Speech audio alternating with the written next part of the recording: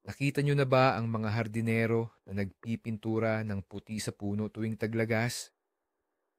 Paano kung sabihin namin na bukod sa pag-aksaya lang ng oras, maaari pa itong makasama sa mga minamahal ninyong puno?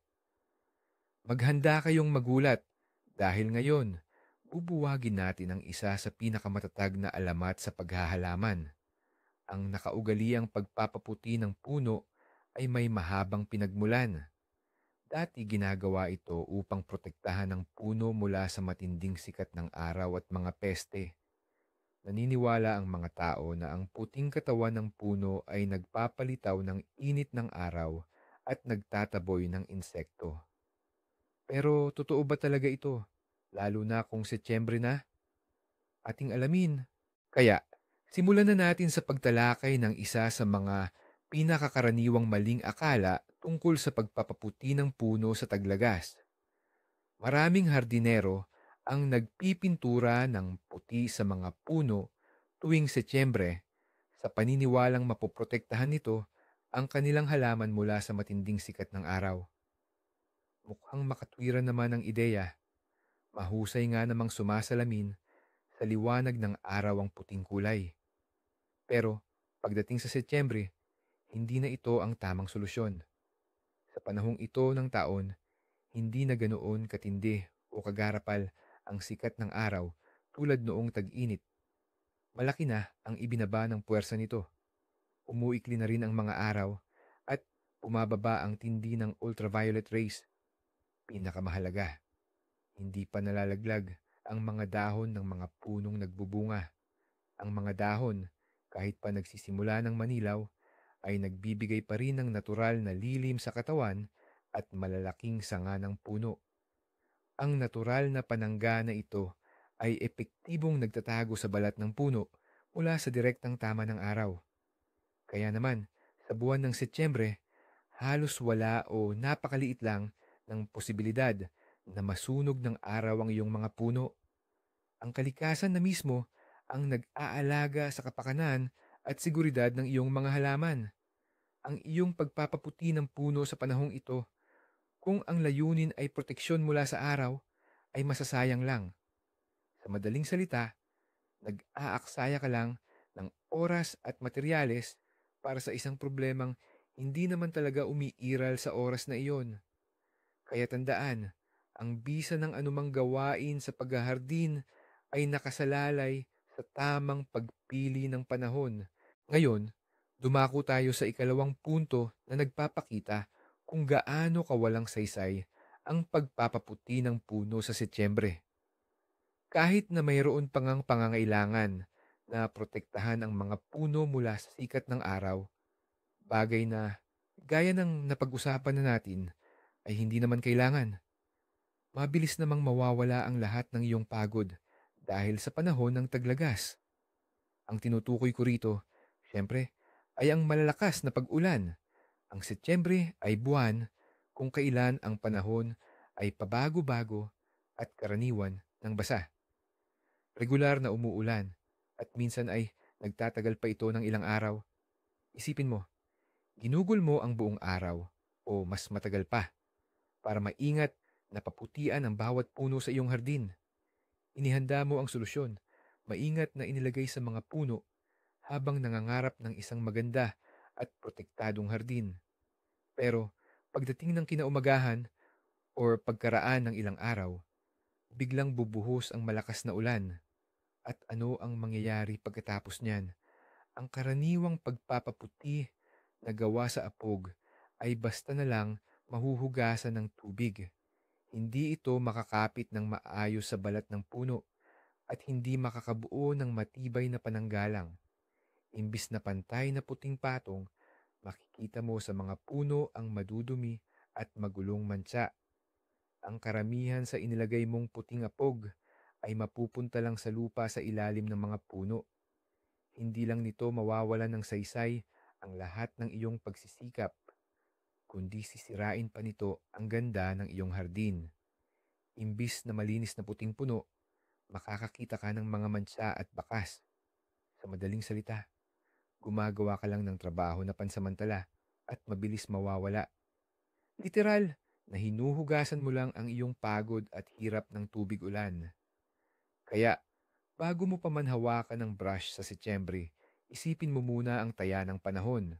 Ngayon, linawin natin ang isa pang karaniwang maling akala na ang pagpapaputi ng puno sa Setyembre ay nakakaprotekta laban sa mga peste. Maraming hardinero ang naniniwala na ang puting patong na ito ay magtataboy sa mga insekto o pipigil sa kanila na umakyat sa puno para maghanda sa taglamig. Ngunit, sa kasamaang palad, malayo ang katotohanan sa inaasahan. Una sa lahat, huli na ang Setyembre para sa mabisang paglaban sa karamihan ng mga peste sa hardin. Karamihan sa mga insektong nagbabanta sa mga puno ay tapos na sa kanilang siklo ng buhay or mas malamang, aktibong naghahanda para sa taglamig. Nakatago na sila sa lupa, sa ilalim ng nalaglag na dahon, sa mga bitak ng balat ng puno or ng itlog na sa mga tagong lugar. Ang pagpapaputi sa puno ay hindi isang seryosong hadlang para sa kanila. Kung nakahanap na ng taguan ng peste sa ilalim ng balat ng puno o sa ibang lugar na hindi maabot, ang patong ng apog sa labas ay hindi na makakaapekto sa kanila. Bukod pa rito, ang ilang peste tulad ng mga daga o kuneho na maaaring makapinsala sa balat ng puno sa taglamig ay hindi man lang tumutugon sa pagpapaputi. Hindi ito balakid para sa kanila. Sa halip na umasa sa pagpapaputi ng puno sa taglagas para protektahan laban sa peste, mas epektibo ang paggamit ng ibang pamamaraan. Halimbawa, ang regular na paglilinis ng mga tuyong sanga sa taglagas, pag-aalis ng nalaglag na dahon at iba pang labi ng halaman at paghuhukay sa paligid ng puno. Ito ang talagang nakakatulong upang mabawasan ang populasyon ng peste. Ang mga hakbang na ito ay naglalayong sirain ang mga pinagtataguan ng mga insekto sa taglamig, hindi ang paglikha ng panlabas na hadlang na, bukod pa rito, ay mabilis na tinatangay ng ulan. Kaya, para labanan ng peste sa Setyembre, mas mainam na pumili ng mas targeted at epektibong pamamaraan kaysa sa simpleng paggamit ng panpapaputi. May isa pang hindi gaanong napapansin pero napakahalagang masamang epekto ng pagpapaputi ng puno sa Setyembre na madalas makaligtaan, ang posibleng hadlang sa paghinga ng balat nito. Oo, humihinga rin ang mga puno at napakahalaga ng prosesong ito para sa kanila. Ang balat ng puno ay hindi lamang panlabas na balot. Naglalaman ito ng mga micropores kung saan nagaganap ang pagpapalitan ng gas sa kapaligiran. Katulad ito ng balat ng tao na humihinga din. Kapag naglagay ka ng makapal na patong ng panlinis sa puno, lalo na kung ito ay hindi tama ang pagkakagawa o sobrang puro, nanganganib kang barahan ang mga micropores na ito. Isipin mo na parang binalot mo ang sarili mo ng makapal at hindi mapapasukan na plastik. Mahihirapan kang huminga. Halos ganyan din ang nangyayari sa puno. Ang pagbara sa mga butas, pores, ay maaaring makagambala sa natural na proseso ng pagpapalitan ng gas at pagpapasingaw ng moisture. Mas nahihirapan ang puno na huminga at ayusin ang balanse ng tubig sa loob nito. Lalo na itong kritikal para sa mga batang puno na may malambot at hindi paganap na nabubuong balat na pinakasensitibo sa ganitong uri ng epekto. Sa taglagas, habang naghahanda ang mga puno para sa taglamig at bumabagal ang kanilang mga proseso ng buhay, napakahalagang makahinga sila ng malaya. Ang paggawa ng artipisyal at makapal na harang sa balat ng puno ay maaaring magdulot ng stress sa halaman at magpahina dito bago pa man dumating ang lamig. Sa halip na makatulong, hindi mo namamalayan na nagbibigay ka ng dagdag na pasanin sa puno. Tandaan, mas gumagana ng maayos ang natural na proseso sa kalikasan kapag hindi tayo nakikialam ng walang matinding pangangailangan. At sa Setyembre, wala namang ganoong pangangailangan Para sa pagpapaputi ng puno, ang susunod na punto ay tumutukoy sa mga praktikal at pinansyal na aspeto na madalas hindi nabibigyan ng pansin ng maraming hardinero pagdating sa pagpapaputi ng puno sa buwan ng Setyembre. Sa totoo lang, aksaya lang ito sa inyong mahalagang oras at lakas. Ang paghahardin ay isang libangan na nangangailangan ng masipag na paggawa. Bawat oras na gugulin ninyo sa hardin ay dapat magbunga ng tunay na pakinabang. Pag-isipan ninyo, ang pagpapaputi ng puno ay hindi madalian. Kailangan mong ihanda ang solusyon. Minsan ay paghaluin ng ilang sangkap.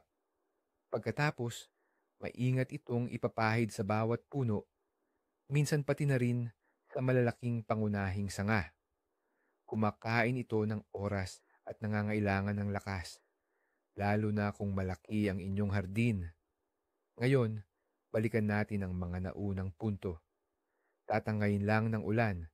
Sa taglagas ang inyong pinaghirapan, hindi na kailangan ang proteksyon sa araw tuwing Setyembre at nagtatago na ang mga peste. Sa huli, masasayang lang ang lahat ng inyong pagsisikap.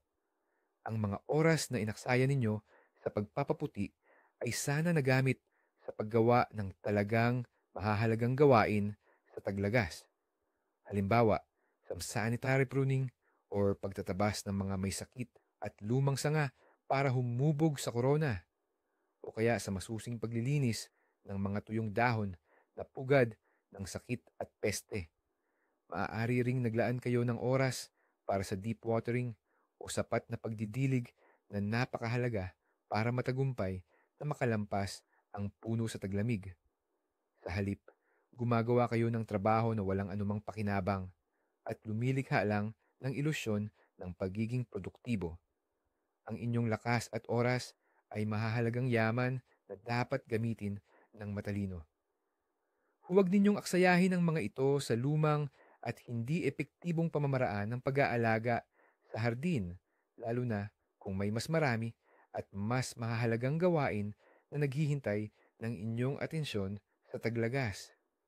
Gawing mas episyente ang inyong paggawa at gawin lamang ang talagang kailangan. Kasunod ng ating usapan tungkol sa mga walang saysay na gastos, pag-usapan naman natin ang mga pinansyal na aspeto ng pagpapaputi ng puno tuwing Setyembre.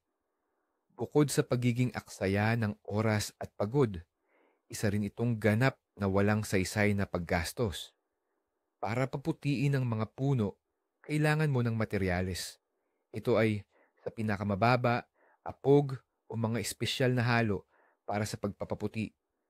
Nagkakaiba-iba ang presyo ng mga ito, ngunit kahit tila maliit lang ang halaga ng isang pakete, i-multiply mo yan sa dami ng puno sa iyong hardin at sa taunang tradisyon ng pagpapaputi tuwing taglagas. Sa huli, magiging malaking halaga yan. Ngayon, isipin mo, itong pagpapaputi ay nahuhugasan lang ng ulan. Hindi ito nagbibigay proteksyon sa init ng araw tuwing taglagas at hindi rin nagtataboy ng mga peste. Ibig sabihin, bumibili ka ng produkto, ginagamit mo, pero hindi naman nito ginagawa ang dapat nitong gawin sa Setyembre. Ang pera mo ay literal na umaagos kasama ng tubig ulan. Parang bumili ka ng payong at ginamit mo sa loob ng bahay habang walang ulan. Ang perang ito ay mas magagamit ng mas epektibo at mas mapapakinabangan para sa iyong hardin. Halimbawa, sa pagbili ng dekalidad na abono na tunay na makakatulong sa mga puno na maghanda para sa taglamig at makapagbigay ng magandang ani sa susunod na taon. O sa pagbili ng mga espesyal na panggamot para maiwasan ang sakit at peste na direktang umaatake at epektibo. Marahil, kailangan mo ng bagong kasangkapan sa paghahardin na makakapagpadali ng iyong pag-aalaga sa mga halaman. Huwag kang padala sa ilusyon na mura ang pagpapaputi. Dahil sa kawalang saysay nito sa Setyembre, anumang halaga na gastusin mo rito ay sobra-sobra. Ang matalinong paghahardin ay hindi lang tungkol sa pagtitipid ng oras, kundi pati na rin sa tamang paggamit ng budget, mamuhunan sa mga bagay na nagbibigay ng tunay na resulta at hindi sa mga tradisyon na matagal nang nawalan ng saysay sa kasalukuyang panahon.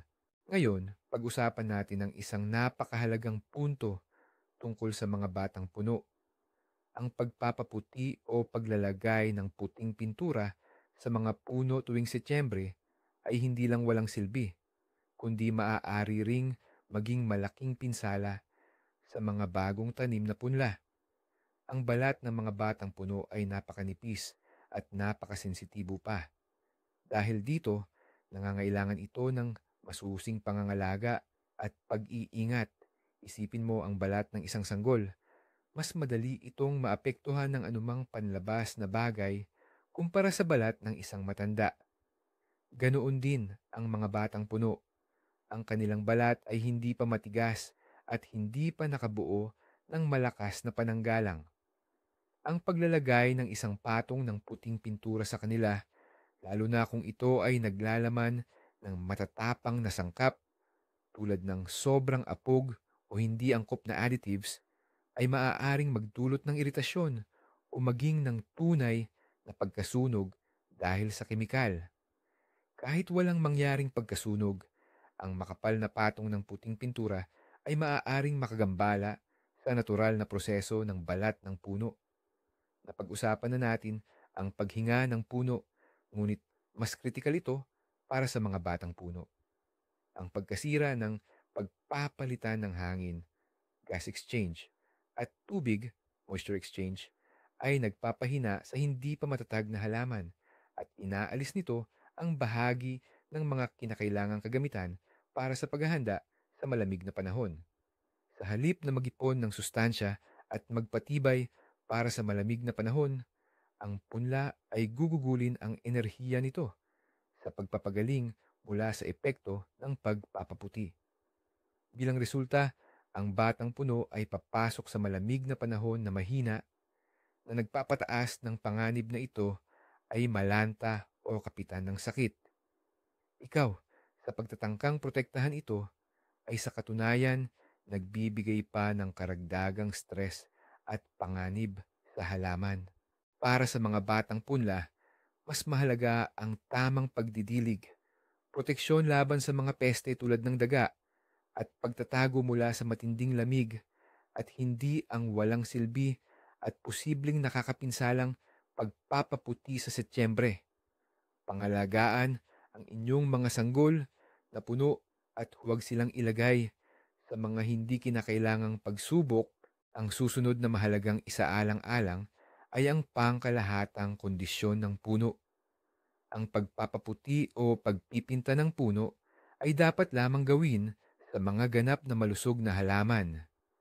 Kung ang balat ng inyong puno ay mayroon ng anumang pinsala, bitak, sugat o senyalis ng sakit, ang pagpapaputi sa Setyembre ay hindi lamang hindi makakatulong, kundi mas lalo pang magpapalala sa problema.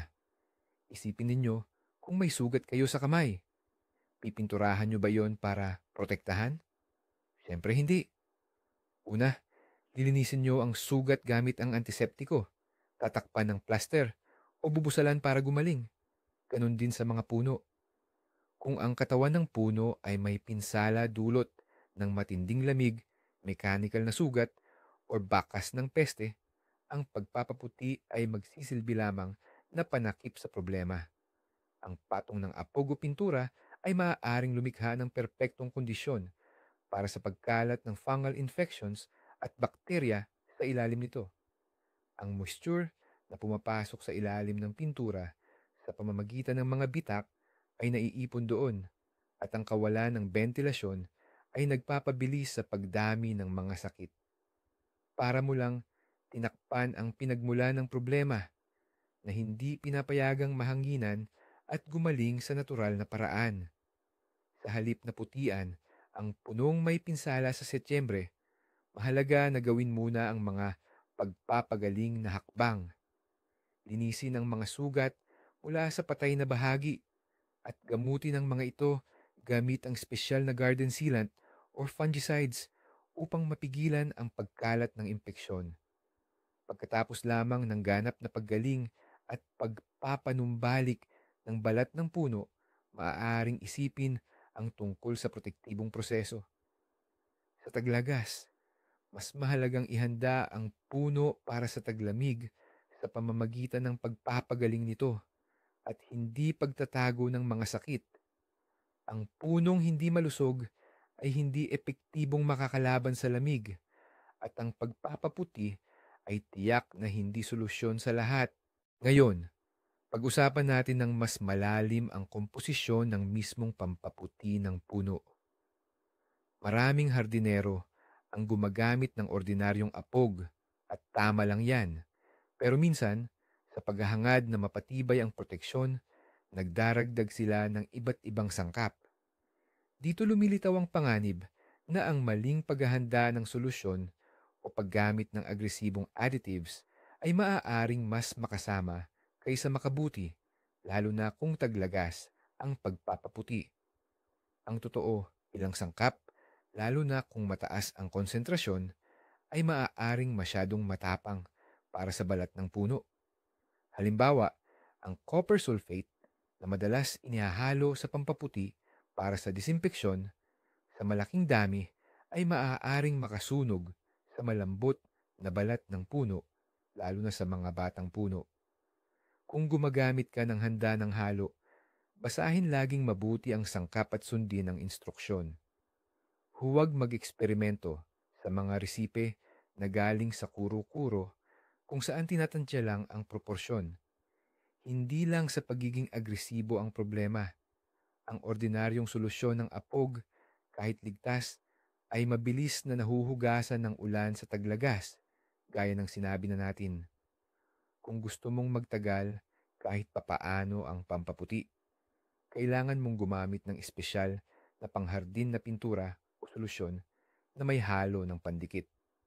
Pero kahit ang mga ito ay hindi magiging kasing epektibo sa Setyembre tulad ng tagsibol dahil sa patuloy na halumigmig.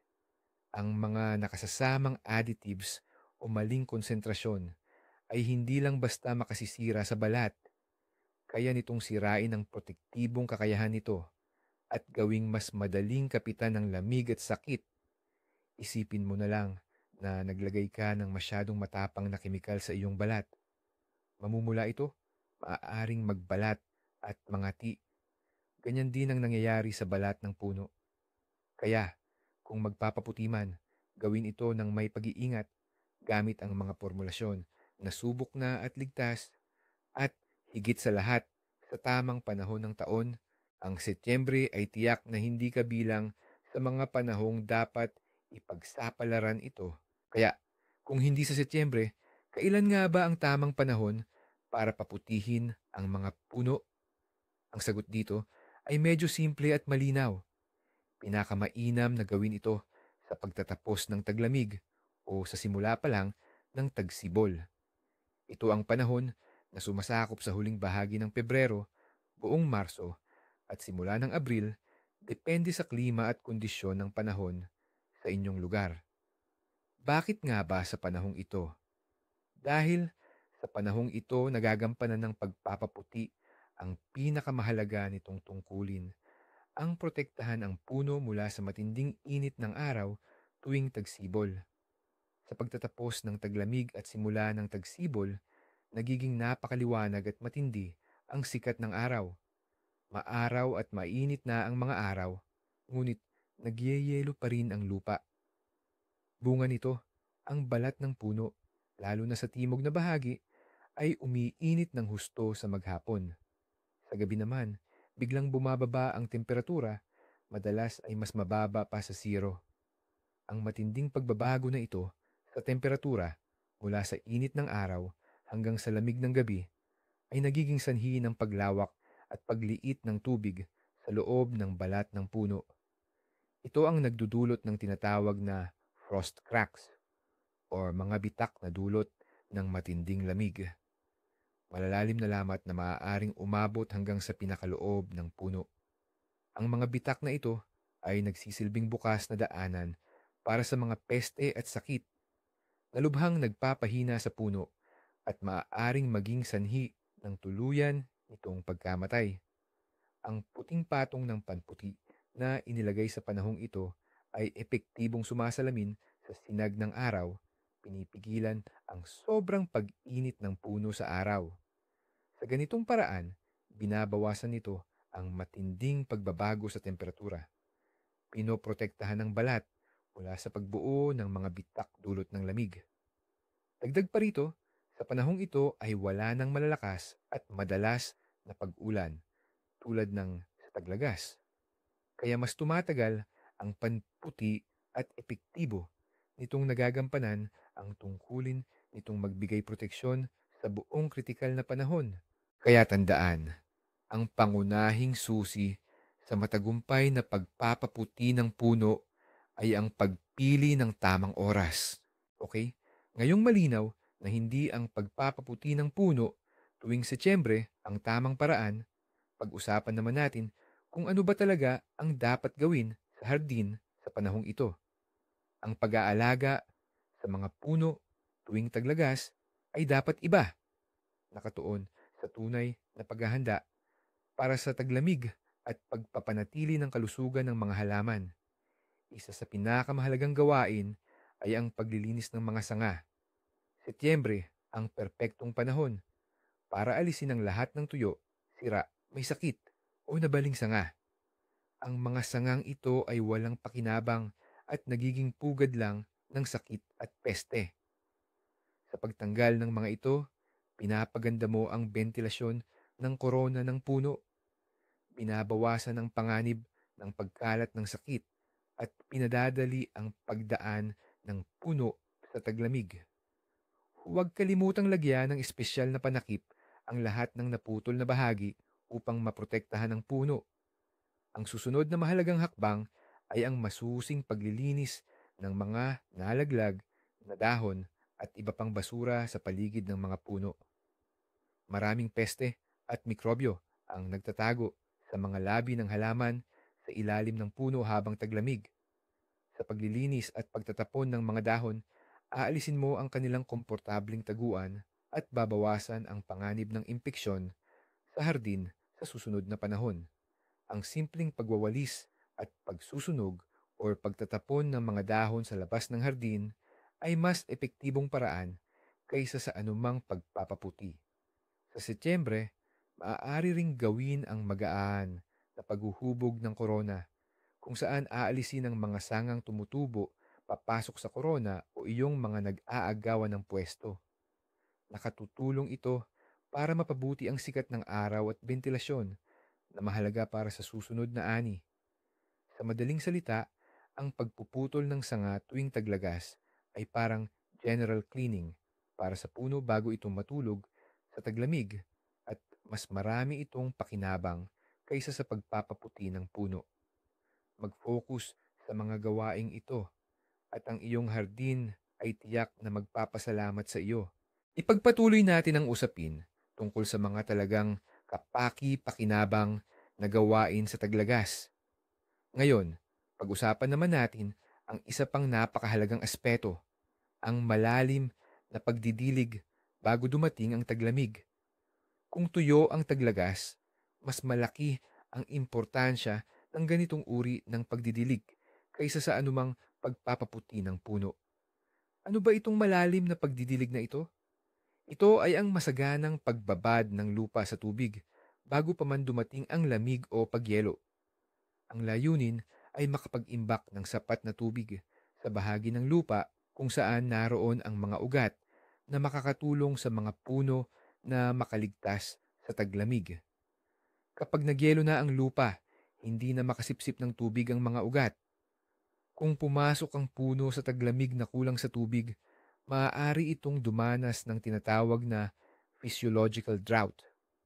Ito ay kapag may tubig sa paligid, nasaan yung yelo, ngunit hindi ito makuha ng halaman at bilang resulta, natutuyo ito. Lalong mahalaga ang pagdidilig na ito para sa mga batang puno at sa mga bagong tanim. Hindi pa kasi ganap na developed ang kanilang malakas na sistema ng ugat na kayang kumuha ng tubig mula sa malalim na bahagi ng lupa. Malaking tulong din ito para sa mga matatandang puno. Dapat ay dahan-dahan ang pagdidilig upang makasipsip ang tubig hanggang 1 metro ang lalim. Ang dami ng tubig ay depende sa laki ng puno at uri ng lupa, ngunit kadalasan ay ilang balde o kung minsan ay bariles para sa bawat punong namumunga. Ang tamang malalim na pagdidilig na ito ay nakakatulong sa mas mahusay na pagkuha ng sustansya, nagpapalakas ng resistensya ng puno at tumutulong dito na labanan ang stress ng taglamig. Ito ay direktang pamumuhunan sa kalusugan at ani ng iyong hardin sa susunod na taon. Kung ikukumpara dito, ang pagpapaputi ng puno sa Setyembre ay sayang lang sa oras at tubig na mabilis namang mahuhugasan at walang dalang kapakinabangan. Kaya kung tuyo ang panahon, kunin ang hose, hindi ang brush. At ang pinakahuli sa ating listahan ng mga gawain sa taglagas, ngunit napakahalaga, higit pa sa nakagawiang pagpipintura ng puno ng apog tuwing Setyembre, ay ang tamang pagpoprotekta sa mga batang punla laban sa matinding lamig at mga daga o iba pang peste. Napakahalaga nito para sa kanilang kaligtasan sa matinding kondisyon ng lamig. Ang mga batang puno, lalo na yung nasa una at ikalawang taon pa lang, ay may napakapinong balat ng puno na madaling masira ng sobrang lamig at ng matutulis ng ngipin ng mga daga o kuneho. Ang pinsala mula sa lamig ay maaaring tuluyang makapatay sa isang mahinang punla. At ang mga peste naman, kapag kinain ng balat ng puno paikot, ay puputuli ng daloy ng sustansya na magiging sanhi ng pagkamatay ng puno. Ang pagpipintura ng apog sa puno, gaya ng nabanggit na, ay hindi epektibong panangga laban sa matinding lamig o sa mga daga. Hindi uurong ang mga daga at kuneho sa isang patong ng apog. At ang manipis na pinturang apog ay hindi rin makakapagprotekta mula sa matinding lamig. Kaya naman, kailangan nating gumamit ng iba pang mas maaasahang paraan ng pagpoprotekta. Para protektahan mula sa mga daga at iba pang peste, mainam na gumamit ng mga espesyal na plastic na lambat o pinong wire mesh. Balutin ito sa puno mula sa ibaba hanggang sa unang mga sanga nito. Maaari din gumamit ng roofing felt o tela ng fiberglass. Mahalagang ibao ng pantakip sa lupa ng ilang sentimetro para hindi makapuslit ang mga daga sa ilalim. Upang protektahan naman ang puno mula sa lamig, maaari itong tambakan ng lupa sa paligid ng puno, nagagawa ng maliit na umbok sa puno mismo. Proteksyon ito sa base ng ugat. Ang mismong puno at mga batang sanga ay maaaring balutin ng sako, spoon bond o iba pang breathable na materyales na pantakip. Makakabuo ito ng isang air gap o layer ng hangin na magpapagain sa epekto ng matinding lamig. Ang ganitong komprehensibong pagprotekta sa mga batang punla ay mas epektibo at mas mahalaga ng malaki kaysa sa walang saysay na pagpipintura ng apog. Mamuhunan sa tunay na proteksyon at ang inyong mga batang puno ay matagumpay na makakaligtas sa matinding lamig. Pero heto ang mas nakakagulat. Ang pagpapaputi ng puno sa Setyembre ay hindi lang pala walang silbi, kundi maaari pang makapinsala. Imbis na magbigay proteksyon, maaari nitong maipon ng moisture sa katawan ng puno na nagbibigay ng perpektong kondisyon para sa pagdami ng fungal diseases. Ibig sabihin, sa pagtatangka ninyong makatulong, lalo pa ninyong inilalagay sa panganib ang inyong mga puno bago pa man dumating ang taglamig. Ito ay isang nakakagulat na katotohanan sa paghahardin na marami pa rin ang hindi pinapansin. Kaya tandaan, ang pagpapaputi ng puno sa Setyembre ay isang lipas na kasanayan na hindi nagbibigay ng benepisyo, kundi nag-aaksaya lang ng inyong oras at pera at maaari pang makapinsala.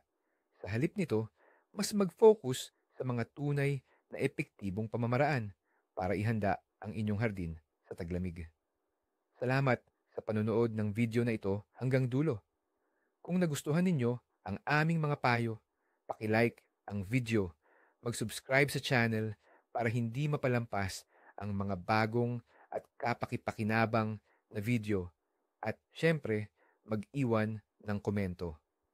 Kayo ba nagpapaputi rin ng puno tuwing taglagas? Ibahagi ang inyong karanasan sa comment section